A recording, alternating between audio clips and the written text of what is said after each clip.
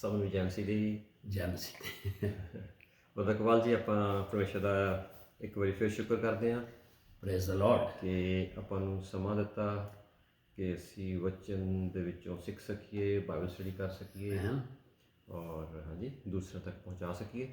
ਜੀ। ਔਰ ਸਾਡੇ ਸੁਣਨ ਵਾਲਿਆਂ ਨੂੰ ਅਸੀਂ ਗੁਜ਼ਾਰਿਸ਼ ਕਰਾਂਗੇ, ਅਗਰ ਤੁਹਾਡੇ ਕੋਲ ਕੋਈ ਵੀ ਸਵਾਲ ਕੁਝ ਵੀ ਹੋਵੇ ਤੁਸੀਂ ਸਾਡੇ ਨਾਲ ਜ਼ਰੂਰ ਰਾਬਤਾ ਕਰਨਾ, ਕੰਟੈਕਟ ਕਰਨਾ ਔਰ ਅਸੀਂ ਕੋਸ਼ਿਸ਼ ਕਰਾਂਗੇ ਉਸ ਨੂੰ ਵੀ ਉਸ ਦੇ ਉੱਪਰ ਵੀ ਬਾਈਬਲ ਸਟੱਡੀ ਕੀਤੀ ਜਾਵੇ। ਹਾਂਜੀ ਬਿਲਕੁਲ ਜੀ। ਅਤੇ ਆਪਾਂ ਸ਼ੁਰੂ 'ਚ ਪੜ੍ਹਦੇ ਹਾਂ ਜੀ ਸਾਮਸ ਭਜਨ ਜ਼ਬੂਰ 146 ਦੀਆਂ 7 ਤੋਂ 10 ਆਇਤਾਂ। ਸਾਮਸ 146 verse 7 to 10। ਹਾਂਜੀ 46 ਹਾਂਜੀ 7 to 10 ਜੀ।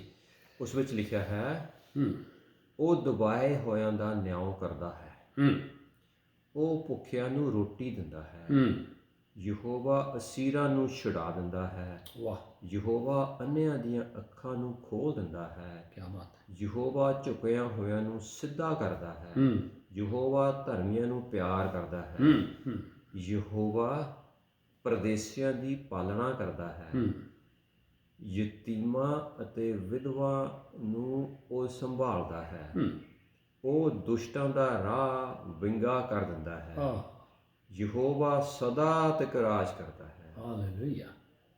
ਤੇਰਾ ਪਰਮੇਸ਼ਰ ਹੈ ਸਿਯੋਨ ਪੀੜ੍ਹੀਓ ਪੀੜ੍ਹੀ ਤੱਕ। Hallelujah hallelujah hallelujah. ਪਰਮੇਸ਼ਰ ਪਿਤਾ, ਹਾਲੇਲੂਇਆ। ਆਪ ਸੱਚਮੁੱਚ ਸਭ ਦਾ ਖਿਆਲ ਰੱਖਦੇ ਹੋ, ਸਭ ਦੀਆਂ ਜ਼ਰੂਰਤਾਂ ਨੂੰ ਪੂਰਾ ਕਰਦੇ ਹੋ।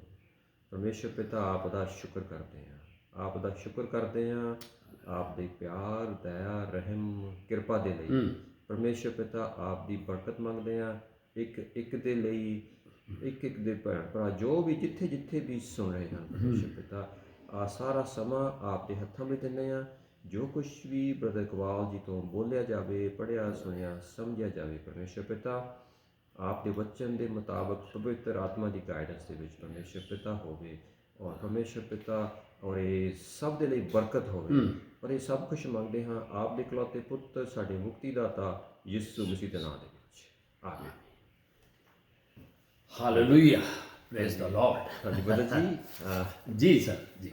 ਸਭ ਤੋਂ ਪਹਿਲਾਂ ਤਾਂ ਆਪਾਂ ਸਾਰੇ ਸੁਣਨ ਵਾਲਿਆਂ ਦਾ ਸ਼ੁਕਰ ਕਰਦੇ ਹਾਂ। ਹਾਂਜੀ ਔਰ ਦੇਖਣ ਵਾਲਿਆਂ ਦਾ ਜੀ। ਹਾਂਜੀ ਜੋ ਸਾਨੂੰ ਸਾਡੇ ਲਈ ਦੁਆਵਾਂ ਕਰਦੇ ਹਨ। ਹਾਂਜੀ ਹਾਂਜੀ ਬਿਲਕੁਲ। ਔਰ ਸਾਰਾ ਸਾਨੂੰ ਸਪੋਰਟ ਕਰਦੇ ਹਨ, ਸਾਨੂੰ ਕਮੈਂਟਸ ਦੱਸਦੇ ਹਨ। ਸਾਨੂੰ ਅਸੀਂ ਚਾਹੁੰਦੇ ਤੁਸੀਂ ਸਾਨੂੰ ਦੱਸਦੇ ਰਹੋ ਅਤੇ ਕਮੈਂਟਸ ਦਿੰਦੇ ਰਹੋ ਸਾਡਾ, ਅਤੇ ਤੁਹਾਨੂੰ ਕਿਸ ਤਰ੍ਹਾਂ ਲੱਗ ਰਹੀ ਹੈ ਸਟੱਡੀ। ਹਾਂਜੀ ਅਤੇ ਹਾਂਜੀ ਆਪਾਂ ਜੀ ਪਿੱਛੇ ਕੁਝ ਸਮੇਂ ਤੋਂ ਮੱਸੇ ਦੇ ਉੱਪਰ, ਅਨੋਇੰਟਿੰਗ ਦੇ ਉੱਪਰ ਬਾਈਬਲ ਸਟੱਡੀਆਂ ਕਰ ਰਹੇ, ਅਭਿਸ਼ੇਕ ਦੇ ਉੱਪਰ। ਔਰ ਇਹ ਸਾਰਾ ਕੁਛ ਅਸਲੀ ਮੇਨ ਸਾਰਾ ਪਵਿੱਤਰ ਆਤਮਾ ਦੇ ਤੋਂ ਸਾਰੇ ਟੌਪਿਕ ਸ਼ੁਰੂ ਹੋਏ ਕੁਛ ਮਹੀਨਿਆਂ ਦੇ। ਪਵਿੱਤਰ ਆਤਮਾ ਦੀ ਅਨੋਇੰਟਿੰਗ ਦੀ ਹੁਣ ਗੱਲ ਹੋ ਰਹੀ ਹੈਗੀ ਆ, ਮੱਸੇ ਦੀ, ਪਵਿੱਤਰ ਆਤਮਾ ਦੇ ਮੱਸੇ ਦੀ ਜਿਹੜੀ ਹੈ ਨਾ ਉਹ ਗੱਲ ਹੋ ਰਹੀ ਹੈਗੀ ਆ ਅਨੋਇੰਟਿੰਗ ਦੇ ਉੱਪਰ। ਹਾਂਜੀ ਠੀਕ ਹੈ ਜੀ। ਕਿਉਂਕਿ ਉਹ ਪਵਿੱਤਰ ਆਤਮਾ ਤੋਂ ਬਿਨਾਂ ਨਹੀਂ ਹੋ ਸਕਦਾ ਹੈ ਨਾ। ਅਤੇ ਬਿਲਕੁਲ ਹਾਂਜੀ ਅਤੇ ਅੱਜ ਜਿਹੜਾ ਹੈਗਾ ਜੀ, ਪਿੱਛੇ ਆਪਾਂ ਦੇਖਿਆ ਸੀਗੀਆਂ ਯਿਸੂ ਮਸੀਹ ਦੀਆਂ 7 ਫੋਲਡ ਅਨੋਇੰਟਿੰਗ, ਯਿਸੂ ਮਸੀਹ ਦੇ ਜਿਹੜੇ 7 ਗੁਣਾ ਮੱਸਾ। ਹਾਂਜੀ ਮਤਲਬ ਹੈ ਫੁੱਲਨੈਸ 7 ਦਾ ਜਿਹੜਾ ਨੰਬਰ ਹੁੰਦਾ ਉਹ ਭਰਪੂਰਤੀ ਦਾ ਭਰਪੂਰਤਾ ਹੁੰਦਾ, ਫੁੱਲਨੈਸ ਦਾ ਹੁੰਦਾ। ਹਾਲੇਲੂਇਆ। ਅਤੇ ਫਿਰ ਉਸ ਤੋਂ ਬਾਅਦ ਦੇਖਿਆ ਵੀ ਮਸੀਹਾਂ ਦੇ ਉੱਪਰ ਮੱਸਾ, ਯਿਸੂ ਮਸੀਹ ਦਾ ਮੱਸਾ ਉਹ ਕਿਸ ਤਰ੍ਹਾਂ ਕਿੱਦਾਂ ਹੁੰਦਾ ਹੈ ਨਾ। ਠੀਕ ਹੈ ਜੀ। ਅਤੇ ਅੱਜ ਹੁਣ ਆਪਾਂ ਦੇਖਦੇ ਹੈਗੇ ਹਾਂ ਜੀ ਕੀ ਕੋਈ ਫਰਕ ਹੁੰਦਾ ਹੈ ਇੱਕ ਮਸੀਹੀ ਜਿਹੜਾ ਵਿਸ਼ਵਾਸੀ ਹੈ ਉਸ ਦੇ ਮੱਸੇ ਦੇ ਉੱਪਰ, ਔਰ ਇੱਕ ਜਿਹੜਾ ਪਰਮੇਸ਼ਰ ਦਾ ਚੁਣਿਆ ਹੋਇਆ ਦਾਸ ਹੈ, ਸੇਵਕ ਹੈ, ਉਸ ਦੇ ਮੱਸੇ ਦੇ ਉੱਪਰ, ਕੀ ਦੋਨਾਂ ਦੇ ਮੱਸਿਆਂ ਦੇ ਵਿੱਚ ਕੋਈ ਫਰਕ ਹੁੰਦਾ ਹੈ? ਹਾਲੇਲੂਇਆ। ਜੈ ਮਸੀਹ ਦੀ। Hallelujah hallelujah. ਇਹ ਕੁਐਸਚਨ ਬੜਾ ਅੱਛਾ ਹੈ ਔਰ ਬੜੇ ਬਰੀਕੀ ਦੇ ਨਾਲ ਹਰ ਚੀਜ਼ ਨੂੰ ਤੁਸੀਂ ਅਲੱਗ-ਅਲੱਗ ਸਵਾਲ ਤੁਹਾਡੇ ਕੋਲ ਆ ਰਹੇ ਨੇ, ਔਰ ਮੈਂ ਸਮਝਦਾ ਕਿ ਸਾਨੂੰ ਬੜੀ ਬਰਕਤ ਮਿਲ ਰਹੀ ਹੈ ਨਾ ਜੀ। ਹਾਂਜੀ। ਸੋ ਵਿਸ਼ਵਾਸੀ ਜਾਂ ਇਮਾਨਦਾਰ ਜਾਂ ਬੌਰਨ ਅਗੇਨ ਲੋਕ ਅਤੇ ਉਹ ਲੋਕ ਜਿਹੜੇ ਖਿਦਮਤ ਵਿੱਚ ਅੱਗੇ ਨੇ ਹੈ ਨਾ, ਉਹਨਾਂ ਦੇ ਮਸੇ 'ਚ ਕੋਈ ਫਰਕ ਹੈਗਾ। ਪਹਿਲੀ ਤੇ ਗੱਲ ਕਰ ਲਈਏ ਕਿ ਜਿਹੜੇ ਹਰ ਈਮਾਨਦਾਰ ਜਿਨ੍ਹਾਂ ਨੇ ਯਿਸੂ ਮਸੀਹ ਨੂੰ ਆਪਣਾ ਮੁਕਤੀਦਾਤਾ ਗ੍ਰਹਿਣ ਕੀਤਾ ਹੈ, ਜ਼ਾਹਿਰ ਹੈ ਤੌਬਾ ਕੀਤੀ ਹੈ ਆਪਣੇ ਪਾਪਾਂ ਤੋਂ ਪਛਤਾਵਾ ਕਰਕੇ। ਵਚਨ ਦੱਸਦਾ ਹੈ ਇਹ ਇੱਕ ਬਲੀਵਰ ਦੀ ਗੱਲ ਹੋ ਰਹੀ ਹੈ, ਈਮਾਨਦਾਰ ਦੀ ਗੱਲ ਹੋ ਰਹੀ ਹੈ, ਠੀਕ ਹੈ। ਦੂਸਰਾ ਕਰੰਥੀਆਂ 1 ਦੀ 20 ਤੋਂ 22 ਆਇਤ ਤੇ ਫਿਰ ਪਹਿਲਾ ਯੋਹੰਨਾ ਜਾਂ ਫਸਟ ਜੌਨ ਚੈਪਟਰ 2 ਵਰਸ 27 ਦੇ ਮੁਤਾਬਿਕ ਇਹ ਜ਼ਰੂਰ ਪੜ੍ਹ ਲੈਣਾ। ਤੇ ਹਰ ਵਿਸ਼ਵਾਸੀ ਜਿਹੜਾ ਹੈਗਾ ਉਹਦੇ ਉੱਤੇ ਜ਼ਾਹਿਰ ਪਵਿੱਤਰ ਆਤਮਾ ਉਹਨਾਂ ਦੇ ਅੰਦਰ ਵਾਸ ਕਰ ਰਿਹਾ ਹੈ। ਉਹ ਜਦੋਂ ਉਹਨਾਂ ਦੇ ਅੰਦਰ ਵਾਸ ਕਰਦਾ ਹੈ ਤੇ ਪਵਿੱਤਰ ਆਤਮਾ ਜਿਹੜਾ ਹੈ ਉਹਨਾਂ ਸਾਰਿਆਂ ਨੂੰ ਉਹ ਮਸਾ ਸ਼ੁਦਾ ਨੇ, ਠੀਕ ਹੈ, ਉਹਨਾਂ ਉੱਤੇ ਮਸਾ ਹੈਗਾ, ਠੀਕ ਹੈ। ਸੋ ਇਹ ਵਰਸਿਸ ਪੜ੍ਹਦੇ ਹੋ। ਸੋ ਇਹਦਾ ਮਤਲਬ ਹੈ ਕਿ ਜਿਨ੍ਹਾਂ ਨੇ ਤੌਬਾ ਕੀਤੀ ਹੈ, ਬੌਰਨ ਅਗੇਨ ਨੇ, ਉਹ ਵੀ ਜਿਹੜੇ ਨੇ ਉਹਨਾਂ ਉੱਤੇ ਜਿਹੜਾ ਮਸਾ ਹੈ ਉਹ ਵੀ ਮਸਾ ਸ਼ੁਦਾ ਨੇ, ਹਾਂ, ਹਾਂਜੀ, ਠੀਕ ਹੈ, ਅਨੋਇੰਟਡ ਵਨ। ਹਾਂਜੀ, ਤੇ ਆਪਾਂ ਦੇਖਦੇ ਹਾਂ ਜੀ ਤੁਸੀਂ ਕਿਹਾ ਦੂਜਾ ਕਰੰਥੀਆਂ ਪਹਿਲੇ ਦੀ 20 ਤੋਂ 22, ਹਾਂ, ਠੀਕ ਹੈ ਜੀ। ਇਹ ਜ਼ਰਾ ਡਿਟੇਲ ਵਿੱਚ ਪੜ੍ਹ ਲਈਏ ਜੀ। ਇਹਦੇ ਵਿੱਚ ਪਹਿਲਾ ਕਰੰਥੀਆਂ ਦੂਜਾ ਕਰੰਥੀਆਂ ਪਹਿਲੇ ਦੀ 20 ਤੋਂ 22 ਇਸ ਤਰ੍ਹਾਂ ਹੈ ਜੀ। ਕਿਉਂ ਜੋ ਪਰਮੇਸ਼ਰ ਦੀਆਂ ਪ੍ਰਤਿਗਿਆ ਭਾਵੇਂ ਕਿੰਨੀਆਂ ਵੀ ਹੋਣ, ਉਸ ਵਿੱਚ ਹਾਂ ਹੀ ਹੈ, ਇਸ ਲਈ ਉਸ ਦੇ ਰਾਹੀਂ ਅਮੀਨ ਵੀ ਹੈ ਕਿ ਸਾਡੇ ਦੁਆਰਾ ਪਰਮੇਸ਼ਰ ਦੀ ਉਪਮਾ ਹੋਵੇ। ਹਾਂਜੀ, ਤੇ ਜਿਹੜਾ ਸਾਨੂੰ ਤੁਹਾਡੇ ਨਾਲ ਮਸੀਹ ਵਿੱਚ ਕਾਇਮ ਕਰਦਾ ਹੈ ਅਤੇ ਜਿਸ ਨੇ ਸਾਨੂੰ ਥਾਪਿਆ ਉਹ ਪਰਮੇਸ਼ਰ ਹੈ। ਹਾਂਜੀ, ਉਹਨੇ ਸਾਡੇ ਉੱਤੇ ਮੋਹਰ ਵੀ ਲਾਈ ਅਤੇ ਸਾਡੀਆਂ ਮਨਾਂ ਵਿੱਚ ਆਪਣਾ ਆਤਮਾ ਦੀ ਸਾਈ ਦਿੱਤੀ। ਹਾਂਜੀ, ਹਾਂਜੀ, ਡੌਨ ਤੇ ਮਿਲ ਜਾਂਦਾ। ਹਾਂਜੀ, ਸੋ ਉਹ ਵੀ ਮਸਾ ਸ਼ੁਦਾ ਨੇ। ਦੂਸਰਾ ਪਹਿਲਾ ਯੋਹੰਨਾ 2 ਦੀ 27 ਸੀ। ਹਾਂਜੀ ਜੀ, ਹਾਂਜੀ, ਉਹਦੇ ਵਿੱਚ ਹੈ ਪਹਿਲਾ ਯੋਹੰਨਾ 2 ਦੀ 27 ਦੇ ਵਿੱਚ ਇਸ ਤਰ੍ਹਾਂ ਹੈ ਜੀ। ਉਹ ਮਸਾ ਜੋ ਤੁਸਾਂ ਉਹਦੇ ਵੱਲੋਂ ਪਾਇਆ ਸੋ ਤੁਹਾਡੇ ਵਿੱਚ ਕਾਇਮ ਰਹਿੰਦਾ ਹੈ, ਤੁਹਾਡੇ ਵਿੱਚ ਕਾਇਮ ਰਹਿੰਦਾ ਹੈ ਅਤੇ ਤੁਹਾਨੂੰ ਕੁਝ ਲੋੜ ਨਹੀਂ ਕਿ ਕੋਈ ਤੁਹਾਨੂੰ ਸਿੱਖਿਆ ਦੇਵੇ, ਸਗੋਂ ਜਿਵੇਂ ਉਸ ਦਾ ਮਸਾ ਤੁਹਾਨੂੰ ਸਭਨਾ ਗੱਲਾਂ ਦੇ ਵਿੱਚ ਸਿੱਖਿਆ ਦਿੰਦਾ ਹੈ ਅਤੇ ਸੱਤ ਹੈ, ਝੂਠ ਨਹੀਂ, ਅਤੇ ਜਿਵੇਂ ਉਹਨੇ ਤੁਹਾਨੂੰ ਸਿੱਖਿਆ ਦਿੱਤੀ ਜਿਵੇਂ ਤੁਸੀਂ ਉਹਦੇ ਵਿੱਚ ਕਾਇਮ ਰਹੋ, ਕਾਇਮ ਰਹੋ। ਹਾਂਜੀ, ਹੁਣ ਇਹ ਇੱਕ ਉਹਨਾਂ 'ਚ ਵੀ ਪਾਕ ਰੂਹ ਨੇ ਇੱਕ ਉਹ ਵੀ ਮਸਾ ਸ਼ੁਦਾ ਨੇ, ਇੱਕ ਅਨੋਇੰਟਿੰਗ ਹੈਗੀ ਹੈ, ਪਰ ਉਹ ਅਨੋਇੰਟਿੰਗ ਜਿਹੜੀ ਹੈ ਉਹਨਾਂ 'ਚ ਇੱਕ ਲਿਮਟਿਡ ਅਨੋਇੰਟਿੰਗ ਹੈ। ਮਤਲਬ ਮਸਾ ਤੇ ਹੈ ਲਿਮਟਿਡ। ਜਿਵੇਂ ਕਿ ਅਸੀਂ ਪੜ੍ਹਿਆ ਸੀ ਕਿ ਕੁਝ ਪਹਿਲਾ ਸੈਮੂਅਲ ਉਹਦੀ 16 ਦੀ 13 ਦੇ ਵਿੱਚ ਕਿ ਜਿਹਨੂੰ ਅਸੀਂ ਕਹਿ ਲਓ ਕੋੜੀਆਂ ਦਾ ਮਸਾ, ਲੈਪਰ ਅਨੋਇੰਟਿੰਗ, ਜਾਂ ਜਦੋਂ ਅਸੀਂ ਪਛਤਾਵਾ ਕੀਤਾ ਪਾਕ ਰੂਹ ਅੰਦਰ ਆ ਗਿਆ, ਉਹਨੇ ਇੱਕ ਮਸਾ ਜਿਹਦੇ ਥਾਈਂ ਅਸੀਂ ਸ਼ੈਤਾਨ, ਅਬਲੀਸ, ਗੁਨਾਹ ਤੇ ਦੁਨੀਆ ਉੱਤੇ ਗੱਲ ਬਾਨੀ ਆ। ਜਿਸ ਤਰ੍ਹਾਂ ਕਿ ਦਾਊਦ ਭੇਡਾਂ ਚਰਾ ਰਿਹਾ ਸੀ, ਹੈ ਨਾ, ਤੇ ਉਹ ਸੈਮੂਅਲ ਨਬੀ ਆਇਆ ਤੇ ਉਹਨੇ ਉਹਨੂੰ ਅਨੋਇੰਟ ਕੀਤਾ, ਮਸਾ ਕੀਤਾ। ਯਾਨੀ ਮਸਾ ਕਰਨ ਦਾ ਮਤਲਬ ਇਹ ਵੇ ਕਿ ਤੇਲ ਡੋਲਣਾ ਜਾਂ ਮਲਣਾ, ਸਿਰ ਉੱਤੇ ਮਲਣਾ ਜਾਂ ਡੋਲਣਾ, ਕਿਉਂਕਿ ਜ਼ਬੂਰ 133 ਦੇ ਵਿੱਚ 133 'ਚ ਲਿਖਿਆ ਹੈ ਕਿ ਕਿਆ ਹੀ ਚੰਗੀ ਗੱਲ ਹੈ ਤੇ ਖੂਬ ਸੁਹਾਨੀ ਵੀ ਜਦ ਦਿਲ ਦੇ ਨਾਲ ਹੋਵੇ ਸਲਾਹ ਸਭਨਾ ਭਰਾਵਾਂ ਦੀ। ਤੇ ਉਹ ਤੇਲ ਸਿਰ ਤੋਂ ਹਾਰੂਨ ਦੇ ਸਿਰ ਤੇ ਪਾਇਆ, ਦਾੜੀ ਵਿੱਚੋਂ ਉਹਦੇ ਜਿਹੜਾ ਉਹਨੇ ਚੋਗਾ ਪਾਇਆ ਸੀ ਪੈਰਾਂ ਤੱਕ ਗਿਆ। ਸੋ ਉਹਦਾ ਵੀ ਕਾਰਨ ਹੈ। ਐਨੀਵੇ, ਸੋ ਇਹ ਜਿਹੜਾ ਹੈ ਇਹ ਅਸੀਂ ਦੇਖਦੇ ਹਾਂ ਕਿ ਦਾਊਦ ਨੇ ਜਾਤੀ ਜੂਲੀਅਤ ਨੂੰ ਮਾਰਿਆ, ਠੀਕ ਹੈ, ਸੋ ਇਹ ਇੱਕ ਲਿਮਟਿਡ ਮਸਾ ਹੈ ਜਿਹਦੇ ਵਿੱਚ ਅਸੀਂ ਪਹਿਲਾ ਕਰੰਥੀਆਂ 12 ਉਹਦੀ 8 ਤੋਂ 10 ਵਿੱਚ ਜਿਹੜੀਆਂ ਪਾਕ ਰੂਹ ਦੇ ਗਿਫਟਸ ਨੇ ਉਹ ਹਰ ਵਿਸ਼ਵਾਸੀ ਆਪਰੇਟ ਕਰ ਸਕਦਾ ਹੈ ਇੱਕ ਲੈਵਲ ਤੇ।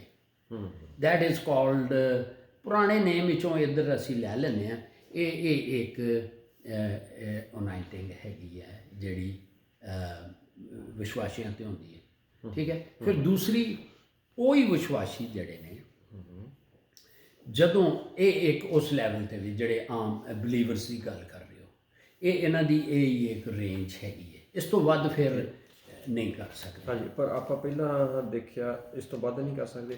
ਪਹਿਲਾਂ ਆਪਾਂ ਪਿਛਲੀ ਜਿਹੜੀ ਲਿਖੀ ਸੀਗੀ ਨਾ ਜੀ, ਯਿਸੂ ਮਸੀਹ ਦੇ 7 ਮਸੇ, ਫੁੱਲਨੈਸ, ਹਾਂਜੀ ਹਾਂਜੀ, ਭਰਪੂਰਤਾ ਦਾ ਮਸਾ, ਫਿਰ ਆਪਾਂ ਦੇਖਿਆ ਸੀਗਾ ਉਹ ਵਿਸ਼ਵਾਸੀਆਂ ਤੇ ਵੀ ਹੁੰਦਾ ਹੈ ਜੀ ਜੀ, ਤੇ ਫੁੱਲਨੈਸ ਫੁੱਲਨੈਸ। ਤੇ ਆਹ ਤੁਸੀਂ ਆਪਾਂ ਹੁਣ ਤੁਸੀਂ ਇਹ ਕਹਿ ਰਹੇ ਹੈਗੇ ਇਹ ਲਿਮਟਿਡ ਮਸਾ ਹੈ, ਇਹ ਕੀ ਫਰਕ ਹੋ ਗਿਆ ਜੀ? ਇਹ ਫਰਕ ਇਹ ਹੋ ਗਿਆ ਕਿ ਤੁਹਾਨੂੰ ਪਤਾ ਹੈ ਕਿ ਜਦੋਂ ਪਾਕ ਰੂਹ ਅੰਦਰ ਆ ਗਿਆ, ਖੁਦਾ ਦੀ ਹਜ਼ੂਰੀ, ਖੁਦਾ ਆ ਗਿਆ ਪਾਕ ਰੂਹ ਦੇ ਵਸੀਲੇ ਨਾਲ, ਜਿਸ ਤਰ੍ਹਾਂ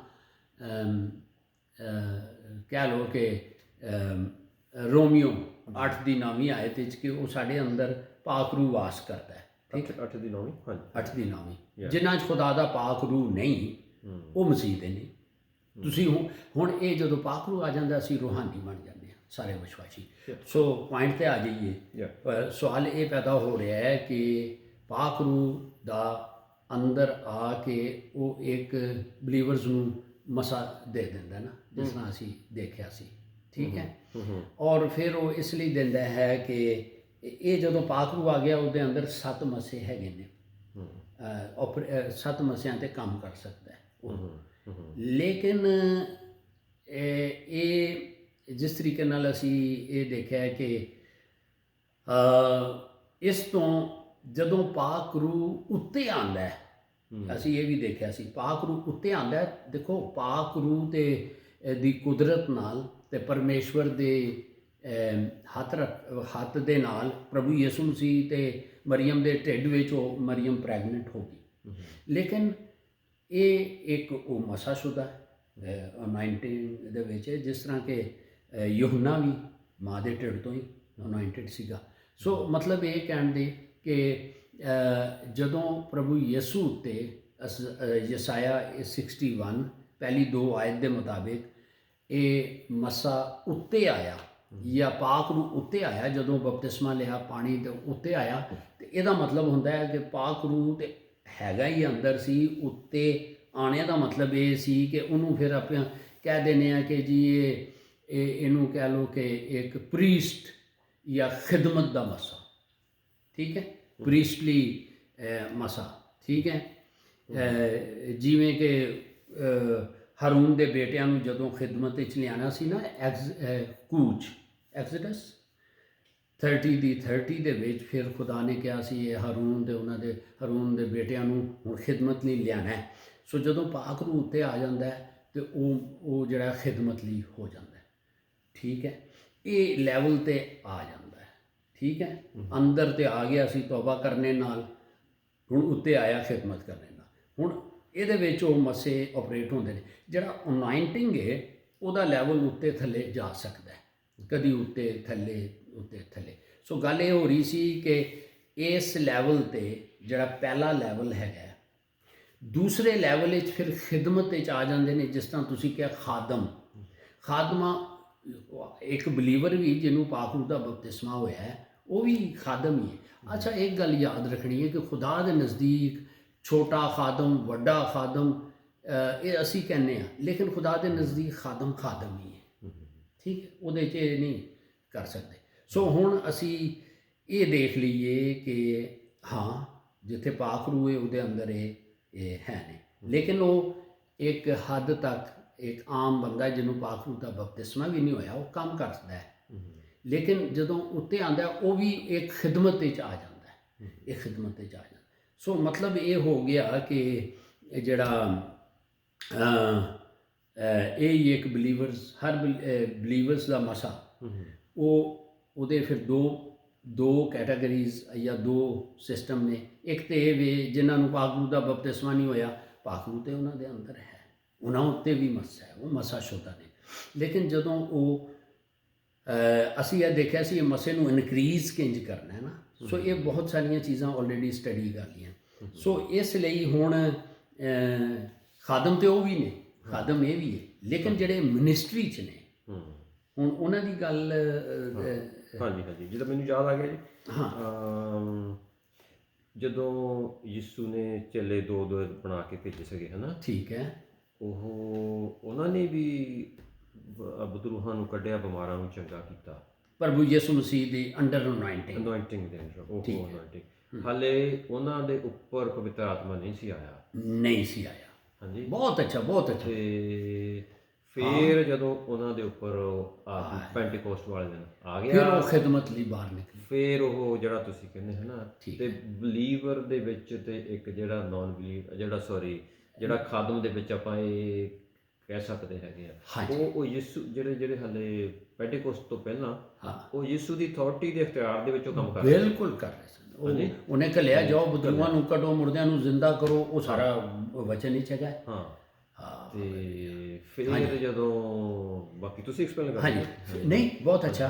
ਫਿਰ ਜਦੋਂ ਅਸੀਂ ਵੇਖਦੇ ਹਾਂ ਕਿ ਉਹਨਾਂ ਦੇ ਅੰਦਰ ਪਹਿਲੇ ਤੇ ਅੰਦਰ ਵੀ ਨਹੀਂ ਸੀ, ਪਵਿੱਤਰ ਆਤਮਾ ਅੰਦਰ ਵੀ ਨਹੀਂ ਸੀ ਜਿੰਨੀ ਦੇਰ ਤੱਕ ਪ੍ਰਭੂ ਯਿਸੂ ਨਾਲ ਉਹ ਰਹੇ। ਪੁਰਾਣੇ ਨੇਮ ਦੀ ਸੈਲਵੇਸ਼ਨ ਨਹੀਂ ਸਨ, ਮੁਕਤੀ 'ਚ। ਉਹ ਜਦੋਂ ਪ੍ਰਭੂ ਯਿਸੂ ਮੁਰਦਿਆਂ ਵਿੱਚੋਂ ਜ਼ਿੰਦਾ ਹੋਇਆ, ਦੇਖੋ ਨਵੇਂ ਨੇਮ ਦੀ ਜਿਹੜੀ ਮੁਕਤੀ ਹੈ ਉਹ ਇਹ ਵੇ ਕਿ ਜਦੋਂ ਅਸੀਂ ਜੀ ਉੱਠੇ ਯਿਸੂ ਨੂੰ ਵੇਖਨੇ ਆ, ਯਾਨੀ ਕਿ ਯਿਸੂ ਨਾਲ ਸੀ ਉਹਨਾਂ ਦੀ ਅਥਾਰਟੀ 'ਚ ਕੰਮ ਕਰਦੇ ਰਹੇ। ਲੇਕਿਨ ਜਦੋਂ ਯਿਸੂ ਸੂਲੀ ਚੜ੍ਹ ਗਿਆ, ਮਾਰਿਆ ਗਿਆ, ਦਫਨ ਹੋਇਆ, ਤੀਜੇ ਦਿਨ ਮੁਰਦਿਆਂ 'ਚੋਂ ਜ਼ਿੰਦਾ ਹੋਇਆ। ਜਦੋਂ ਜ਼ਿੰਦਾ ਹੋਇਆ ਤੇ ਉਹ ਇੱਕ ਕਮਰੇ 'ਚ ਸਨ, ਯਹੂਦੀਆਂ ਦੇ ਡਰ ਦੇ, ਮਤਲਬ ਉਹਨਾਂ ਨੂੰ ਡਰ ਸੀ ਯਹੂਦੀ ਸਾਨੂੰ ਹੀ ਨਾ ਕਿਧਰ। ਤੇ ਉੱਥੇ ਜਦੋਂ ਉਹਨਾਂ ਜੀ ਉੱਠੇ ਯਿਸੂ ਨੂੰ, ਰੈਜ਼ਰੈਕਟਡ ਜੀਸਸ ਨੂੰ ਵੇਖਿਆ ਔਰ ਫਿਰ ਉਹਦੇ ਈਮਾਨ ਲਿਆਏ, ਤੇ ਫਿਰ ਯਿਸੂ ਨੂੰ ਉਹਨਾਂ ਦੇ ਅੰਦਰ ਫੂਕ ਦਿੱਤਾ। ਯੋਹੰਨਾ 20:20। ਹਾਂ, ਥੋੜਾ ਜਿਹਾ ਹਾਂਜੀ ਜੀ, ਕਲੀਅਰ ਕਰਦੇ ਜੀ। ਪਰ ਮੈਂ ਸਮਝ ਗਿਆ ਤੁਸੀਂ ਕੀ ਕਹਿੰਦੇ ਆ ਕਿ ਕੋਈ ਨਵਾਂ ਬੰਦਾ ਹੋਵੇਗਾ ਵੀ ਕਹਿ ਸਕਦੇ ਉਹ ਗੱਲ ਕਹਿੰਦੇ ਨਹੀਂ, ਯਿਸੂ ਤੋਂ ਬਿਨਾਂ ਤਾਂ ਕੋਈ ਪਰਮੇਸ਼ਰ ਨੂੰ, ਯਿਸੂ ਨੂੰ ਕੋਈ ਪਰਮੇਸ਼ਰ ਵੀ ਨਹੀਂ ਕਹਿ ਸਕਦਾ। ਯਿਸੂ ਦੇ ਖੁਦ ਬੋਲ ਹੈ ਵੀ ਕਹਿੰਦਾ ਪਵਿੱਤਰ ਆਤਮਾ ਹਾਲੇ ਤੁਹਾਡੇ ਨਾਲ ਆ, ਉਹ ਤੁਹਾਡੇ ਅੰਦਰ ਹੋਊਗਾ। ਇਹ ਥੋੜਾ ਫਰਕ ਹੈਗਾ। ਸੰਤ ਯੋਹੰਨਾ 14 ਹਾਂਜੀ 17 ਹਾਂਜੀ, ਠੀਕ ਹੈ। ਹਾਂਜੀ, ਤੇ ਆਪਾਂ ਇਹ ਤਾਂ ਬਹੁਤ ਜੀ, ਹਾਂ, ਤੇ ਉਹ ਵੀ ਉਸ ਅਥਾਰਟੀ ਦੇ ਨਾਲ, ਪਵਿੱਤਰ ਆਤਮਾ ਨਾਲ ਹੋ ਕੇ ਉਹਨਾਂ ਦੇ ਕੰਮ ਕਰ ਰਿਹਾ ਸੀਗਾ, ਨਾਲ ਸੀ ਜਦੋਂ ਉਹਨਾਂ ਨੂੰ ਭੇਜਿਆ ਸੀਗਾ ਹਨਾ ਜੀ। ਤੇ ਦੋ ਬਣਾ ਕੇ ਹਾਲੇ ਸੈੱਟ ਬਣਾ ਕੇ ਭੇਜਿਆ ਸੀ ਨਾ, ਤੇ ਪਰ ਪਵਿੱਤਰ ਆਤਮਾ ਨਾਲ ਸੀਗਾ, ਜਿਸ ਦੀ ਅਥਾਰਟੀ ਦੇ ਅੰਦਰ ਕੰਮ ਕਰ ਰਿਹਾ ਹੋ ਰਹੇ ਸਨ। ਹਾਂਜੀ, ਬਿਲਕੁਲ। ਤੇ ਫਿਰ ਪਵਿੱਤਰ ਆਤਮਾ ਅੰਦਰ ਆ ਗਿਆ। ਫਿਰ ਉਹਨਾਂ ਨੂੰ ਕਹਿੰਦੇ ਹੁਣ ਵੀ ਨਾ ਜਾਇਓ, ਨਹੀਂ ਜਾਣਾ, ਹੁਣ ਨਾ ਜਾਇਓ ਜਿੰਨੀ ਦੇਰ ਤੱਕ ਪਵਿੱਤਰ ਆਤਮਾ ਤੁਹਾਡੇ ਉੱਤੇ ਨਾ ਹੈ। ਕੁਦਰਤ ਦਾ ਲਿਬਾਸ, ਸ਼ਕਤੀ ਦਾ ਲਿਬਾਸ। ਲੂਕਾ 24:49 ਵਰਸ, ਤੇ ਚੇਲਿਆਂ ਦੇ ਕਰਤੱਵ 1:4, 5 ਤੇ 8 ਹੈ। ਹਾਂ, ਇੱਕ ਥੋੜਾ ਜਿਹਾ ਯੋਹੰਨਾ 14:17 ਪੜ੍ਹਦੇ ਹੀ ਹੈ ਨਹੀਂ? ਅੱਛਾ ਜੀ, ਥੋੜਾ ਜਿਹਾ, ਤਾਂ ਕਿ ਥੋੜਾ ਬਰੀਕੀ ਦਾ, ਥੋੜੀ ਕਿਸੇ ਦਾ ਕੋਈ ਸ਼ੱਕ ਹੋਵੇ ਕਿ ਕਿੰਜੋ ਅੰਦਰ ਤੁਹਾਡੇ ਨਾਲ ਹੈ ਪਰ ਤੁਹਾਡੇ ਅੰਦਰ ਹੋਊਗਾ। ਹਾਂਜੀ ਜੀ, ਤੇ ਥੋੜਾ ਜਿਹਾ ਸੌਰੀ ਮੈਂ ਤੁਹਾਨੂੰ ਇੰਟਰਪਟ ਜੀ, ਨਹੀਂ, ਬਹੁਤ ਅੱਛਾ, ਬਹੁਤ ਅੱਛਾ। ਸੋ ਕਿਉਂਕਿ ਕਈ ਗੱਲਾਂ ਆਪਾਂ ਸਮਝਦੇ ਆ, ਉਹ ਪੜ੍ਹਦੇ ਨਹੀਂ, ਐਕਸਪਲੇਨ ਨਹੀਂ ਕਰਦੇ, ਲੇਕਿਨ ਪੂਰਾ ਤਾਂ ਕਿ ਕਿਸੇ ਨੂੰ, ਹਰ ਇੱਕ ਨੂੰ ਹਾਂਜੀ ਹਰ ਚੀਜ਼ ਦਾ ਬਾਈਬਲ ਦੇ ਵਿੱਚ ਹੋ ਜਾਏ ਕਿ ਜਿਹੜੀ ਗੱਲ ਕਰ ਰਹੇ ਹਾਂ ਉਹ ਬਾਈਬਲ ਵਿੱਚ ਹੈਗੀ ਹੈ। ਹਾਂਜੀ ਆਪਾਂ ਪੜ੍ਹਦੇ ਹਾਂ ਜੀ। ਚਲੋ 16-17 ਪੜ੍ਹ ਦਿਓ। ਯੋਹੰਨਾ ਦੀ ਇੰਜੀਲ 16-17 ਨਹੀਂ, 14:16-17 ਪੜ੍ਹ ਦਿਓ। ਹਾਂ, ਠੀਕ ਹੈ। ਯੋਹੰਨਾ ਦੀ ਇੰਜੀਲ 14:16-17। ਹਾਂਜੀ, ਹਾਂ, ਠੀਕ ਹੈ ਜੀ। ਉਹ ਲਿਖਿਆ ਕਿ ਮੈਂ ਆਪਣੇ ਪਿਤਾ ਤੋਂ ਮੰਗਾਂਗਾ ਅਤੇ ਉਹ ਤੁਹਾਨੂੰ ਦੂਜਾ ਸਹਾਇਕ ਬਖਸ਼ੇਗਾ, ਉਹ ਸਦਾ ਤੁਹਾਡੇ ਸੰਗ ਰਹੇਗਾ, ਅਰਥਾਤ ਸੱਚਾਈ ਦਾ ਆਤਮਾ, ਜਿਸ ਨੂੰ ਜਗਤ ਨਹੀਂ ਪਾ ਸਕਦਾ, ਕਿਉਂ ਜੋ ਉਹ ਉਹਨੂੰ ਵੇਖਦਾ ਨਹੀਂ, ਨਾ ਉਸ ਨੂੰ ਜਾਣਦਾ ਹੈ। ਤੁਸੀਂ ਉਸ ਨੂੰ ਜਾਣਦੇ ਹੋ ਕਿਉਂਕਿ ਉਹ ਤੁਹਾਡੇ ਸੰਗ ਰਹਿੰਦਾ ਹੈ ਅਤੇ ਉਹ ਤੁਹਾਡੇ ਵਿੱਚ ਹੋਵੇਗਾ, ਨਾਲ ਹੋ ਕੇ। ਹਾਂ, ਉਹ ਤੁਹਾਡੇ ਸੰਗ ਰਹਿੰਦਾ ਹੈ। ਆਪਾਂ ਵੀ ਆ ਸੰਗ ਇੱਕ ਤੁਸੀਂ ਮੇਰੇ ਸੰਗ ਆਪਾਂ ਬਾਹਰ ਫਿਰ ਕਹਿੰਦਾ ਉਹ ਤੁਹਾਡੇ ਵਿੱਚ ਹੋਵੇਗਾ। ਹਾਲੇਲੂਇਆ, ਇਹ ਫਰਕ ਹੈ। ਹਾਂਜੀ, ਇਹ ਗੱਲ ਸੋ ਪਹਿਲਾਂ ਇਹ ਸੀ ਕਿ ਇਹ ਖੁਦਾ ਯਿਸੂ ਨੇ ਉਹਨਾਂ ਦੇ ਅੰਦਰ ਫੂਕਿਆ, ਉਹਦੇ ਬਾਅਦ ਜਿਹੜਾ ਉਹੀ ਬਲੀਵਰਸ ਹੁਣ ਖਿਦਮਤ ਲਈ, ਇਹਨੂੰ ਕਹਿੰਦੇ ਨੇ ਪ੍ਰੀਸਟਲੀ ਅਨਾਇੰਟਿੰਗ ਕਹਿ ਲਓ, ਜਾਜਕਾਂ ਦਾ ਮਸਾ ਹੈ ਨਾ, ਕਿ ਹੁਣ ਤੁਸੀਂ ਨਿਕਲੋ, ਜਿਹੜੇ ਹਵਾਲੇ ਅਸੀਂ ਦੱਸੇ ਸਨ। ਹਾਂ ਠੀਕ ਹੈ। ਤੇ ਫਿਰ ਇੱਥੋਂ ਇਹ ਗੱਲ ਕਲੀਅਰ ਹੁੰਦੀ ਆ ਜੀ, ਜਿਹਨੂੰ ਪਵਿੱਤਰ ਆਤਮਾ ਦਾ ਬਪਤਿਸਮਾ ਹੋਇਆ ਆ, ਉਹ ਹਰ ਇੱਕ ਪਰਮੇਸ਼ਰ ਦਾ ਦਾਸ ਹੋ ਗਿਆ ਹੁਣ। ਹਾਂਜੀ ਜੀ, ਤੁਸੀਂ ਵੀ ਇਹੀ ਕਹਿੰਦੇ ਹੋ ਨਾ? ਹਾਂ, ਜਾਂ ਅਗਰ ਨਹੀਂ ਵੀ ਹੋਇਆ, ਪਵਿੱਤਰ ਆਤਮਾ ਆ ਗਿਆ, ਹਾਂ, ਉਹ ਵੀ ਮਸਾਸ਼ੁਦਾ ਹੈ, ਮਸਾਸ਼ੁਦਾ, ਠੀਕ ਹੈ। ਲੇਕਿਨ ਖਿਦਮਤ ਉਸੇ ਲੈਵਲ ਤੇ ਕਰ ਸਕਦਾ ਹੈ ਜਿੰਨੀ ਦੇਰ ਤੱਕ ਪਵਿੱਤਰ ਆਤਮਾ ਉੱਤੇ ਨਾ ਆਏ, ਕਿਉਂਕਿ 8ਵੀਂ ਆਇਤ ਵਿੱਚ ਕਹਿੰਦਾ ਹੈ ਕਿ ਚੇਲਿਆਂ ਦੇ ਕਰਤੱਵ 1:8 ਵਿੱਚ ਉਹ ਪੜ੍ਹ ਦਿਓ ਜੀ, ਤੇ ਕਹਿੰਦਾ ਜਿੰਨੀ ਦੇਰ ਤੱਕ ਉਹ ਉੱਤੇ ਨਾ ਆਏ, ਬਲਕਿ 4th, 5ਵੀਂ, 8ਵੀਂ ਆਏ, ਚਲੋ ਇਹਨੂੰ ਵੀ ਕਲੀਅਰ ਕਰ ਲਓ। ਸੋ ਉੱਤੇ ਆਣਾ ਬਹੁਤ ਜ਼ਰੂਰੀ ਹੈ। ਬਿਲਕੁਲ ਜੀ, ਅੰਦਰ ਤੇ ਆ ਗਿਆ ਸੀ, ਚੇਲਿਆਂ ਦੇ ਕਰਤੱਵ ਯੋਹੰਨਾ, ਸੰਤ ਯੋਹੰਨਾ 20:20 ਦੇ ਵਿੱਚ ਅੰਦਰ ਆ ਫੂਕ ਦਿੱਤਾ। ਹਾਂ, ਫਿਰ ਮਤਲਬ ਕੁਦਰਤ ਦਾ ਲਿਬਾਸ, ਸ਼ਕਤੀ ਦਾ ਲਿਬਾਸ। ਹਾਂਜੀ ਜੀ। ਤੇ ਚੇਲਿਆਂ ਦੇ ਕਰਤੱਵ 4 ਤੋਂ 8 ਕਿੰਨੇ ਜੀ? ਚੇਲਿਆਂ ਦੇ ਕਰਤੱਵ 1:4, 4th, 5ਵੀਂ ਤੇ 8ਵੀਂ। ਓਕੇ, 4th, 5ਵੀਂ ਤੇ 8ਵੀਂ। ਓਕੇ ਓਕੇ ਜੀ। ਚੇਲਿਆਂ ਦੇ ਇਹ ਯਿਸੂ ਮਸੀਹ ਮੁਰਦਿਆਂ ਚੋਂ ਜ਼ਿੰਦਾ ਹੋਏ, ਫਿਰ ਵੀ ਜਾਂਦਿਆਂ ਜਾਂਦਿਆਂ ਉਹਨਾਂ ਨੂੰ ਇਹ ਕਹਿ ਗਏ ਸਨ, ਤੇ ਅਸੀਂ ਦੇਖਦੇ ਹਾਂ ਕਿ ਚੇਲਿਆਂ ਦੇ ਕਰਤੱਵ 2 ਦੇ ਵਿੱਚ ਫਿਰ ਪਵਿੱਤਰ ਆਤਮਾ ਉਹਨਾਂ ਦੇ ਉੱਤੇ ਆਇਆ। 2, ਹਾਂਜੀ ਹਾਂਜੀ। ਤੇ ਹਾਂਜੀ ਪੜ੍ਹਦੇ ਹਾਂ ਜੀ, ਚੇਲਿਆਂ ਦੇ ਕਰਤੱਵ 1:4 ਤੇ 5 ਪਹਿਲਾਂ ਪੜ੍ਹਦੇ ਹਾਂ ਜੀ। ਇਸ ਵਿੱਚ ਲਿਖਿਆ ਹੈ, ਅਤੇ ਉਹਨਾਂ ਦੇ ਨਾਲ ਇਕੱਠੇ ਹੋ ਕੇ ਉਸਨੇ ਉਹਨਾਂ ਨੂੰ ਹੁਕਮ ਦਿੱਤਾ, ਇਹ ਯਿਸੂ ਮਸੀਹ ਕਹਿ ਰਿਹਾ, ਉਹ ਯਿਸੂ ਮਸੀਹ ਨੇ ਯਿਸੂ ਮਸੀਹ ਨੇ ਹੁਕਮ ਦਿੱਤਾ ਕਿ ਯਰੂਸ਼ਲਮ ਤੋਂ ਬਾਹਰ ਨਾ ਜਾਣਾ, ਪਰ ਪਿਤਾ ਦੇ ਉਸ ਕਰਾਰ ਦੀ ਉਡੀਕ ਵਿੱਚ ਰਹੋ ਜਿਸ ਦੇ ਵਿਖੇ ਤੁਸੀਂ ਮੈਥੋਂ ਸੁਣਿਆ। ਹਾਂਜੀ, 5ਵੀਂ ਵਿੱਚ ਲਿਖਿਆ ਹੈ, ਕਿਉਂ ਯੋਹੰਨਾ ਨੇ ਤਾਂ ਪਾਣੀ ਦਾ ਬਪਤਿਸਮਾ ਦਿੱਤਾ, ਹਾਲੇਲੂਇਆ, ਪਰ ਥੋੜੇ ਦਿਨਾਂ ਪਿੱਛੋਂ ਤੁਹਾਨੂੰ ਪਵਿੱਤਰ ਆਤਮਾ ਦਾ ਬਪਤਿਸਮਾ ਦਿੱਤਾ ਜਾਵੇਗਾ। ਇਹ ਉੱਤੇ ਬਪਤਿਸਮਾ ਦਿੱਤਾ ਜਾਣਾ, ਜਿਹੜਾ ਬਪਤਿਸਮਾ ਹੁੰਦਾ, ਜਿਹੜਾ ਬੈਪਟਿਜ਼ੋ ਮਤਲਬ ਹੁੰਦਾ ਡੁਬੋ ਜਾਣਾ, ਪੂਰਾ ਉਹਦੇ ਵਿੱਚ ਕੱਢ ਲੈਣਾ, ਇਮਰਸ, ਉਹ ਪੂਰੀ ਤਰ੍ਹਾਂ ਤੁਸੀਂ ਡੁਬੋ ਦਿੱਤੇ, ਤੁਹਾਡੇ ਉੱਤੇ ਕਵਰੇਜ ਆ ਪੂਰੀ ਤਰ੍ਹਾਂ। ਹਾਂਜੀ, ਹੋ ਜਾਏਗਾ।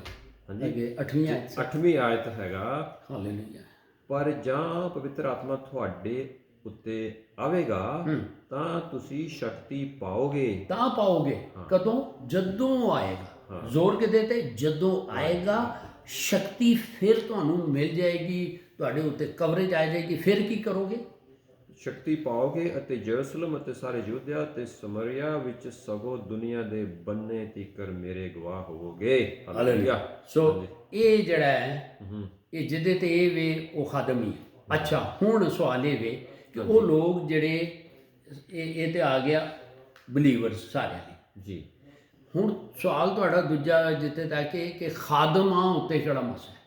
ਹਾਂਜੀ ਹਾਂਜੀ, ਖਾਦਮਾਂ ਉੱਤੇ, ਹਾਂ ਠੀਕ ਹੈ, ਬਿਲਕੁਲ। ਇਹ ਤਾਂ ਹੁਣ ਹੋ ਗਿਆ ਹਰ ਵਿਸ਼ਵਾਸੀ, ਜਿਹੜਾ ਹਰ ਵਿਸ਼ਵਾਸੀ ਜਿਹਦੇ ਉੱਪਰ ਪਵਿੱਤਰ ਆਤਮਾ ਦਾ ਹਾਲੇਲੂਇਆ ਹੋ ਗਿਆ। ਹਾਂਜੀ, ਹੁਣ ਖਾਦਮ ਦਾ ਮਸਾ ਜਿੱਥੇ ਤੁਸੀਂ ਇਹ ਵਰਡਿੰਗ ਬੋਲੀ ਹੈ, ਯਾਨੀ ਮਸਾ ਸ਼ੁਦਾ ਖਾਦਮ, ਇਹ ਹੁਣ ਉਹ ਖਾਦਮਾਂ ਦੀ ਗੱਲ ਹੈ ਜਿਹੜੇ ਫਰੰਟ ਲਾਈਨ ਤੇ ਨੇ, ਜਿਨ੍ਹਾਂ ਨੂੰ ਕਿਸੇ ਖਾਸ ਖਿਦਮਤ ਲਈ ਅਲੱਗ ਕੀਤਾ ਜਾਂਦਾ ਹੈ ਤੇ ਪਾਕ ਯਾਨੀ ਹੋਲੀ ਆਫਿਸ ਇਹਨੂੰ ਕਹਿ ਲਓ ਦੇ ਲਈ ਮਸਾ ਕੀਤਾ ਜਾਂਦਾ। ਇਹ ਥੋੜ੍ਹਾ ਜਿਹਾ ਉਹਨਾਂ ਹੀ ਲੋਕਾਂ ਵਿੱਚੋਂ ਜਦੋਂ ਪਾਕ ਰੂਹ ਦੀ ਗਾਈਡੈਂਸ ਦੇ ਮੁਤਾਬਿਕ ਉਹਨਾਂ ਨੂੰ ਆਫਿਸ ਦਿੱਤਾ ਜਾਂਦਾ ਹੈ।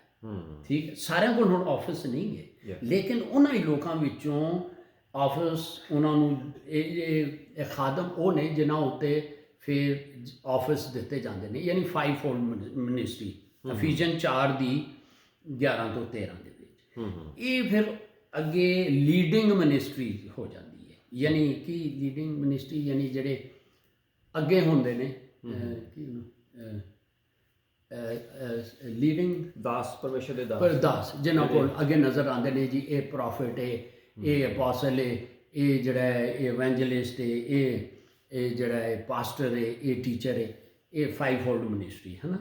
ਸੋ ਇਹ ਫਿਰ ਉਹ ਉਹਨਾਂ ਉੱਤੇ ਜਿਹੜਾ ਮਸਾ ਹੈ ਹੁੰਦਾ ਇਹੀ ਹੈ, ਲੇਕਿਨ ਉਹ ਫਰਕ ਇਹ ਹੋ ਗਿਆ ਕਿ ਉਹ ਕਿਸੇ ਖਿਦਮਤ ਲਈ ਅਲੱਗ ਕੀਤੀ। ਅੱਛਾ, ਹੁਣ ਇਹ ਜਿਹੜੀ ਖਿਦਮਤ ਇਹ ਚਾਹੁੰਦੇ ਨੇ, ਇਹਨਾਂ ਉੱਤੇ ਅਗਰ ਇਹ ਹੋਲੀਨੈਸ ਵਿੱਚ, ਠੀਕ ਹੈ, ਓਬੀਡੀਐਂਸ ਵਿੱਚ ਆਪਣੇ ਖਿਦਮਤ ਕਰਦੇ ਰਹਿਣ, ਤੇ ਇਹਨਾਂ ਉੱਤੇ ਇੱਕ ਡੋਮੀਨੀਅਨ ਮਸਾ ਆ ਜਾਂਦਾ ਹੈ, ਇਹਨਾਂ ਉੱਤੇ ਆਉਂਦਾ ਹੈ। ਜਿਸ ਤਰੀਕੇ ਨਾਲ ਚੇਲਿਆਂ ਦੇ ਕਰਤੱਵ ਦੀ ਚੇਲਿਆਂ ਦੇ ਕਰਤੱਵ ਵਿੱਚ ਅਸੀਂ ਦੇਖ ਲਿਆ, ਜਾਂ ਜਿਹੜੀ ਸੰਤ ਯੂਹੰਨਾ, ਕਿ ਉਹ ਜਿਹੜੇ ਰਸੂਲ ਸਨ ਉਹ ਬਾਹਰ ਨਿਕਲੇ ਖਿਦਮਤ ਲਈ। ਇਸੇ ਤਰੀਕੇ ਨਾਲ ਇਹ ਖਾਦਮ ਵੀ ਇੱਕ ਖਿਦਮਤ ਲਈ ਨਿਕਲਦੇ ਨੇ, ਲੇਕਿਨ ਜਿਹੜੇ ਰਸੂਲ ਸਨ ਉਹਨਾਂ ਉੱਤੇ ਇੱਕ ਹੋਰ ਮਸਾ ਡੋਮੀਨੀਅਨ ਦਾ ਆ ਜਾਂਦਾ ਹੈ, ਜਿਹੜਾ ਕਿ ਇੱਕ ਕਹਿ ਲਓ ਕਿ ਇੱਕ ਇਹੋ ਜਿਹਾ ਮਸਾ ਹੈ ਜਿਹਦੇ ਵਿੱਚ ਮੌਤ ਵੀ ਨਹੀਂ ਟੱਚ ਕਰਦੀ।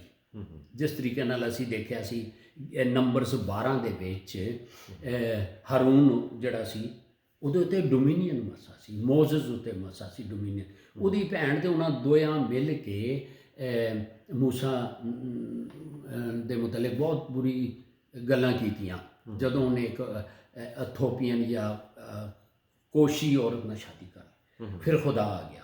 ਲੇਕਿਨ ਅਸੀਂ ਇਸ ਪੂਰੇ ਕੇਸ ਵਿੱਚ ਗਿਣਤੀ ਨੰਬਰਸ 12 ਦੇ ਵਿੱਚ ਅਸੀਂ ਇਹਦੇ 'ਚ ਵੇਖਦੇ ਹਾਂ ਕਿ ਦੋਵਾਂ ਭੈਣ ਭਰਾਵਾਂ ਨੇ ਮੂਸਾ ਦੇ ਖਿਲਾਫ ਬੋਲਿਆ, ਹਾਰੂਨ ਨੂੰ ਕੁਝ ਨਹੀਂ ਹੋਇਆ, ਉਹਦੀ ਭੈਣ ਨੂੰ ਕੋੜ ਪੈ ਗਿਆ ਤੇ ਉਹ ਤੇ ਦੁਆ ਕੀਤੀ ਫਿਰ ਮੂਸਾ ਨੇ, ਤੇ ਉਹ 7 ਦਿਨ ਬਾਅਦ 7 ਦਿਨ ਤੱਕ ਸੀ। ਲੇਕਿਨ ਇੱਕ ਵੇਲਾ ਆਇਆ ਕਿ ਖੁਦਾ ਨੇ ਕਿਹਾ ਮੂਸਾ ਨੂੰ ਕਿ ਹੁਣ ਇਹਨੂੰ ਹੀ ਲੈ ਚੱਲ।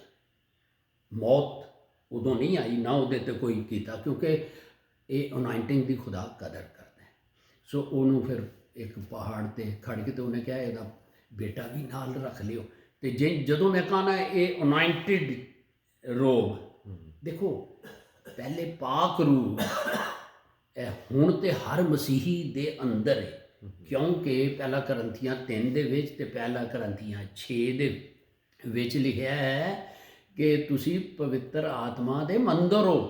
ਹੁਣ ਤੇ ਇੱਕ ਮਸੀਹ ਦੇ ਅੰਦਰ ਹੀ ਹੈ ਸਾਰਾ ਕੁਝ, ਲੇਕਿਨ ਅਨਾਇੰਟਿੰਗ ਉਦੋਂ ਉੱਤੇ ਰਹਿੰਦੀ ਸੀ ਉਹਨਾਂ ਦੇ। ਉਹਨੇ ਕਿਹਾ ਇਹਦਾ ਸ਼ਾਲ ਹਟਾ ਦੇ ਜਾਂ ਰੋਬ ਜਾਂ ਚੋਗਾ, ਲਾਂਦਾ ਗਿਆ, ਉਹਦੀ ਮਤਲਬ ਉਹ ਮਰ ਗਿਆ। ਹੁਣ ਹਾਰੂਨ ਉਹ ਚੋਗਾ, ਉਹਦੇ ਅਨਾਇੰਟਿਡ ਚੋਗਾ ਉਹਦੇ ਉੱਤੇ, ਉਹਦੇ ਬੇਟੇ ਉੱਤੇ।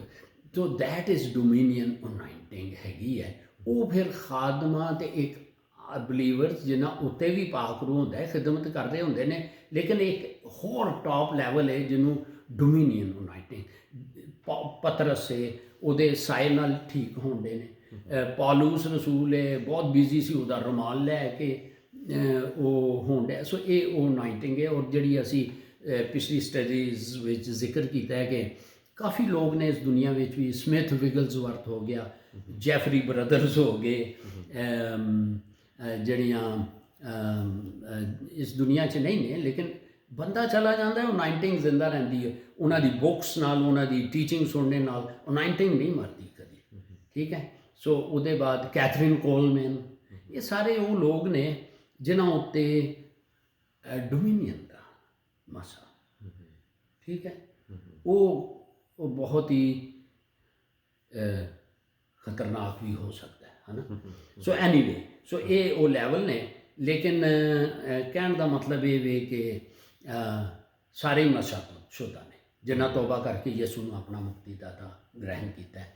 ਕੰਮ ਉਹ ਵੀ ਕਰਨਗੇ ਇੱਕ ਲੈਵਲ 'ਤੇ, ਫਿਰ ਇਹ ਲੈਵਲ ਅਨਾਇੰਟਿੰਗ ਦੇ ਲੈਵਲ ਵੱਧਦੇ ਜਾਂਦੇ ਨੇ। ਜਿਸ ਤਰੀਕੇ ਨਾਲ ਅਸੀਂ ਦੇਖਿਆ ਕਿ ਅਨਾਇੰਟਿੰਗ ਨੂੰ ਕਿੰਝ ਵਧਾਉਣਾ ਹੈ, ਪ੍ਰਭੂ ਦਾ ਵਚਨ ਪੜ੍ਹਨਾ ਹੈ, ਗਿਆਨ ਲੈਣਾ ਹੈ ਨਾ, ਉਹੀ ਗਿਆਨ ਸ਼ੇਅਰ ਕਰਨਾ ਹੈ, ਭੁੱਖ ਪਿਆਸ ਰੱਖਣੀ ਹੈ, ਫਿਰ ਸੰਗਤੀ 'ਚ ਰਹਿਣਾ, ਫੇਥ ਇਹਦੇ ਨਾਲ ਵੱਧਦਾ ਹੈ, ਕਿਉਂਕਿ ਇਹ ਜਿਹੜਾ ਜੋ ਕੁਝ ਵੀ ਹੁੰਦਾ ਹੈ ਇਹ ਵਿਸ਼ਵਾਸ ਨਾਲ ਹੁੰਦਾ ਹੈ ਨਾ। ਸੋ ਇਹ ਬਹੁਤ ਸਾਰੀਆਂ 7 ਪੁਆਇੰਟ ਅਸਾਂ ਵੇਖੇ ਸਨ। ਸੋ ਐਨੀਵੇ ਇਹ ਫਰਕ ਹੈ।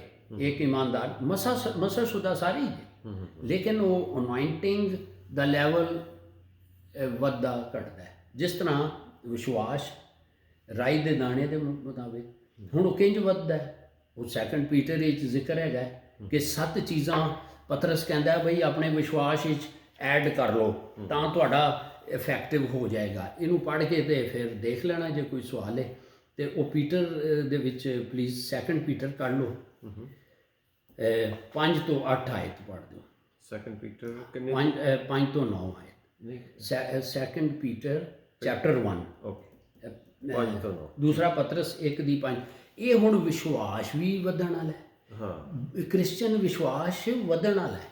ਹਾਂ ਠੀਕ ਹੈ, ਇਹ ਪੜ੍ਹ ਦਿਓ ਤੇ ਜੇ ਕੋਈ ਸਵਾਲ ਹੈ ਫਿਰ ਕਰ ਲੈਣਾ। ਇਹ ਉਹ ਕਹਿੰਦਾ ਜਿਸ ਵਿਸ਼ਵਾਸੀ ਦੇ ਵਿਸ਼ਵਾਸ 'ਚ 7 ਚੀਜ਼ਾਂ ਨਹੀਂ ਨੇ ਉਹ ਰੂਹਾਨੀ ਤੌਰ ਤੇ ਅੰਨਾ ਹੈ, ਸੋ ਇਹਦੀ ਵੀ ਲੋੜ ਪੈਂਦੀ ਹੈ। ਠੀਕ ਹੈ, ਇਹ ਪੜ੍ਹ ਦਿਓ। ਹਾਂਜੀ ਆਪਾਂ ਪੜ੍ਹਦੇ ਹਾਂ ਜੀ। ਦੂਜਾ ਪਤਰਸ ਪਹਿਲੇ ਦੀ 5 ਤੋਂ 9 ਇਸ ਤਰ੍ਹਾਂ ਲਿਖਿਆ ਜੀ। ਸਗੋਂ ਇਸੇ ਕਾਰਨ ਤੁਸੀਂ ਆਪਣੇ ਵੱਲੋਂ ਵੱਡਾ ਯਤਨ ਕਰਕੇ ਆਪਣੀ ਨਿਸ਼ਚਾ ਨਾਲ ਨੇਕੀ ਅਤੇ ਨੇਕੀ ਨਾਲ ਗਿਆਨ, ਇਹ 7 ਚੀਜ਼ਾਂ ਨੇ। ਨੇਕੀ ਤੇ ਨੇਕੀ ਨਾਲ ਗਿਆਨ ਅਤੇ ਗਿਆਨ ਨਾਲ ਸੰਜਮ, ਸੰਜਮ ਨਾਲ ਧੀਰਜ ਅਤੇ ਧੀਰਜ ਨਾਲ ਭਗਤੀ, ਹਾਂਜੀ, ਅਤੇ ਭਗਤੀ ਨਾਲ ਭਰਪਣ ਦਾ ਪ੍ਰੇਮ ਅਤੇ ਭਰਪਣ ਦੇ ਪ੍ਰੇਮ ਨਾਲ ਪ੍ਰੇਮ ਦੀ ਵਧਾਈ ਜਾਓ, ਪ੍ਰੇਮ ਨੂੰ ਵਧਾਈ ਜਾਓ। ਇਹ 7 ਚੀਜ਼ਾਂ ਹੋ ਗਈਆਂ। ਹੁਣ ਅੱਗੇ ਇੱਕ ਵਾਰਨਿੰਗ ਦੱਸ ਰਿਹਾ, ਵਿਸ਼ਵਾਸੀਆਂ ਨੂੰ ਕਹਿ ਰਿਹਾ ਜਿਹਦੇ ਥਾਈਂ ਫਿਰ ਉਹ ਲੈਵਲ ਵੱਧਦੇ ਨੇ। ਕੀ ਕਹਿ ਰਿਹਾ? ਜਿਹਦੇ ਵਿੱਚ, ਹਾਂਜੀ, ਇਹ ਭਰਪਣ ਕੀ ਹੈ ਜੀ? ਮੈਂ ਭਰਪੂਰਤਾ ਕਹਿੰਦਾ ਹੈ ਇਹ ਜੀ ਇਹ ਵੇ ਕਿ ਇਹਨੂੰ ਜਿਹੜੀ ਹੈ ਨਾ ਜਿਹੜੀ ਬਰਾਦਰਾਨਾ ਉਲਫਤ ਹੈ, ਹਾਂ, ਯਾਨੀ ਆਪਣੇ ਵਿਸ਼ਵਾਸੀਆਂ ਨਾਲ ਮੁਹੱਬਤ ਰੱਖਣੀ। ਹਾਂਜੀ 8ਵੀਂ ਚ ਪਹਿਲਾ ਪੱਤਰ ਬ੍ਰਦਰਹੁੱਡ ਜੀ। For if you possess the qualities in increasing measure, and you will keep up with being effective and productive in your life. ਹਾਂਜੀ if ਹਾਂਜੀ ਇਹ ਸਗਾ ਇਹ ਤੁਸੀਂ 8ਵੀਂ ਆਇਤ ਪੜ੍ਹਦੇ ਹੋ ਉਹਦੇ ਨਹੀਂ 6ਵੀਂ ਆਇਤ 6ਵੀਂ ਆਇਤ ਉਹ ਪ੍ਰੋਪਰ ਮੈਂ ਦੇਖਣਾ ਚਾਹੁੰਦਾ ਜੀ 7ਵੀਂ ਚ ਹੈ ਨਾ। ਹਾਂ and to godliness brotherly kindness and brotherly kindness to love, ਨਹੀਂ 7ਵੀਂ ਨਹੀਂ 7ਵੀਂ ਪੜ੍ਹਨੀ ਹੈ। ਹਾਂਜੀ 7ਵੀਂ ਕਹਿ ਰਹੇ brotherly ਉਹ ਭਰਾਪਣ, ਹਾਂਜੀ, ਅੱਛਾ, ਯਾਨੀ ਉਹ brotherly kindness, ਬਰਾਦਰਾਨਾ ਉਲਫਤ ਬਈ ਭਾਵਾਂ ਭਰਾਵਾਂ ਉਹ ਭਰਾਵਾਂ। ਇਹ ਨਹੀਂ ਜੇ ਹੁਣ ਅਸੀਂ ਆਖੀਏ ਕਿ ਸੁਪਰ ਹੋ ਗਏ ਆ ਤੇ ਕਿਸੇ ਨੂੰ ਪੁੱਛਣਾ ਹੀ ਨਹੀਂ। ਠੀਕ ਹੈ, ਭਰਾਪਣ ਦਾ ਪ੍ਰੇਮ ਮਤਲਬ brotherly ਪਿਆਰ, ਬਰਾਦਰਲੀ ਹੁੱਡ ਜਾਂ ਬਰਾਦਰਾਨਾ। ਠੀਕ ਹੈ, ਇਹ 7 ਚੀਜ਼ਾਂ ਉਹ ਕਹਿ ਰਿਹਾ ਤੁਸੀਂ ਈਮਾਨ ਵਿੱਚ ਬਲੈਂਡ ਕਰ ਲਓ, ਸ਼ਾਮਲ ਕਰ ਲਓ, ਕੁੱਟ ਕਟਾ ਕੇ ਬਲੈਂਡਰ ਵਿੱਚ ਪਾ ਕੇ ਆਪਣੇ ਈਮਾਨ ਦੇ ਵਿੱਚ ਕਰੋ। ਅੱਗੇ ਕੀ ਕਹਿੰਦਾ? ਜੇ ਜਿਸ ਦੇ ਈਮਾਨ ਵਿੱਚ ਇਹ ਚੀਜ਼ਾਂ 7 ਨਹੀਂ ਨੇ ਉਹ ਕੀ ਹੈ? ਹਾਂ, ਤੇ ਹਾਂਜੀ 8-9 ਹਲੇ ਰਹਿੰਦੇ ਆ ਜੀ। ਤੇ ਕਿਉਂ ਜੋ ਇਹ ਗੁਣ ਜੋ ਤੁਹਾਡੇ ਵਿੱਚ ਹੋਣ ਤਾਂ ਵਧਦੇ ਜਾਣ ਤਾਂ ਉਹ ਤੁਹਾਨੂੰ ਸਾਡੇ ਪ੍ਰਭੂ ਯਿਸੂ ਮਸੀਹ ਦੇ ਗਿਆਨ ਵਿੱਚ ਨਾ ਆਲਸੀ ਅਤੇ ਨਾ ਨਿਸਫਲ ਹੋਣ ਦੇਣਗੇ। ਹਾਂਜੀ, ਪਰ ਜਿਹਦੇ ਵਿੱਚ ਇਹ ਗੁਣ ਨਹੀਂ ਉਹ ਅੰਨਾ ਹੈ ਅਤੇ ਉਹਨਾਂ ਨੂੰ ਮੋਟਾ ਵਿਖਾਈ ਦਿੰਦਾ ਹੈ ਅਤੇ ਭੁੱਖਾ ਅਤੇ ਭੁੱਲ ਗਿਆ ਹੈ ਕਿ ਮੈਂ ਆਪਣੇ ਅਗਲੇ ਪਾਪਾਂ ਤੋਂ ਸ਼ੁੱਧ ਕੀਤਾ ਗਿਆ ਸਾਂ। ਸੋ ਇਹ 7 ਚੀਜ਼ਾਂ ਜਿਹਦੇ ਨੇ ਰੂਹਾਨੀ ਤੌਰ ਤੇ ਅੰਨਾ, ਫਿਰ ਉਹ ਉਨੇ ਕੰਮ ਨਹੀਂ ਕਰ ਸਕਦੇ। ਸਾਡੇ ਵਿੱਚ ਈਮਾਨ ਦਾ ਵੀ ਰੇਜ਼ ਹੋਣਾ, ਜਿਸ ਤਰ੍ਹਾਂ ਯਿਸੂ ਨੇ ਕਿਹਾ ਸੀ ਕਿ ਈਮਾਨ ਜਿਹੜਾ ਹੈ ਉਹ ਰਾਈ ਦੇ ਦਾਣੇ ਦੇ ਬਰਾਬਰ ਨਹੀਂ, ਉਹਦੀ ਮਾਨੰਦ ਹੈ। ਉਹ ਜਿਸ ਤਰੀਕੇ ਨਾਲ ਬਹੁਤ ਇੱਕਦਮ ਵੱਧਦਾ ਚਲਾ ਜਾਂਦਾ, ਇੰਜ ਹੀ ਮਸੀਹੀ ਈਮਾਨ ਵੀ ਵੱਧਦਾ ਚਲਾ ਜਾਂਦਾ। ਇਹਦਾ ਸਾਰਿਆਂ ਦਾ ਤਲਕ ਸਾਡੇ ਅਨਾਇੰਟਿੰਗ ਨਾਲ ਹੈ। ਜਿੰਨਾ ਅਸੀਂ ਹੁਣ ਇਹ ਸਾਰੀਆਂ ਚੀਜ਼ਾਂ ਤੋਂ ਬਗੈਰ ਸਾਡਾ ਈਮਾਨ ਵੀ ਨਹੀਂ ਗਰੋ ਕਰਦਾ। ਜਿਸ ਤਰੀਕੇ ਨਾਲ ਈਮਾਨ ਵੀ ਇੱਕ ਸਾਡੇ ਇਸ ਅਨਾਇੰਟਿੰਗ ਦਾ ਬੜਾ ਜ਼ਬਰਦਸਤ, ਕਿਉਂਕਿ ਅਸੀਂ ਵਿਸ਼ਵਾਸ ਨਾਲ ਉਸ ਅਨਾਇੰਟਿੰਗ ਨੂੰ ਆਪਰੇਟ ਵਚਨ ਦੇ ਰੈਵੋਲੂਸ਼ਨ ਹੀ ਜਦੋਂ ਕਰਨੇ ਆ ਤੇ ਚਮਤਕਾਰ। ਠੀਕ ਹੈ, ਸੋ ਵਿਸ਼ਵਾਸੀ ਤੇ ਉਹ ਜਿਹੜੇ ਨੇ ਵਿਸ਼ਵਾਸੀ ਜਿਹੜੇ ਖਿਦਮਤ ਵਿੱਚ ਨੇ ਉਹਨਾਂ ਦੇ ਮਸਿਆਂ 'ਚ ਇਹ ਕੁਝ ਫਰਕ ਹੈਗਾ। ਠੀਕ, ਹਾਂਜੀ, ਹੈ ਸਾਰਾ ਹੀ ਮਸਾ ਤੋਂ। ਹਾਂਜੀ, ਠੀਕ ਹੈ ਜੀ, ਆਪਾਂ ਇੱਥੇ ਫਿਨਿਸ਼ ਕਰਦੇ ਹਾਂ ਜੀ। ਪਰਮੇਸ਼ਰ ਪਿਤਾ ਆਪ ਦਾ ਸ਼ੁਕਰ ਕਰਦੇ ਹਾਂ ਇਸ ਵਚਨ ਦੇ ਲਈ ਜੋ ਵਚਨ ਦੇ ਵਿੱਚੋਂ ਸਿੱਖਿਆ, ਸਾਡੇ ਨਾਲ ਗੱਲਬਾਤ ਕੀਤੀ। ਔਰ ਇਹ ਸਾਰੇ ਵਚਨ ਨੂੰ ਯਿਸੂ ਮਸੀਹ ਦੇ ਪਵਿੱਤਰ ਲਹੂ ਵਿੱਚ ਢੱਕਦੇ ਹਾਂ, ਪ੍ਰੋਟੈਕਟ ਕਰਦੇ ਹਾਂ ਪਰਮੇਸ਼ਰ ਪਿਤਾ, ਔਰ ਆਪ ਜੀ ਦੀ ਮਰਜ਼ੀ ਇਸ ਨਾਲ ਪੂਰੀ ਹੋਵੇ ਪਰਮੇਸ਼ਰ ਪਿਤਾ, ਔਰ ਇਹ ਜੋ ਵੀ ਇਸ ਨੂੰ ਸੁਣੇ ਉਹ ਬਰਕਤ ਪਾਵੇ, ਔਰ ਇਹ ਸਭ ਕੁਝ ਮੰਗਦੇ ਹਾਂ ਆਪ ਦੇ ਇਕਲੌਤੇ ਪੁੱਤਰ ਸਾਡੇ ਮੁਕਤੀਦਾਤਾ ਯਿਸੂ ਮਸੀਹ ਦੇ ਨਾਮ ਦੇ ਵਿੱਚ, ਆਮੀਨ।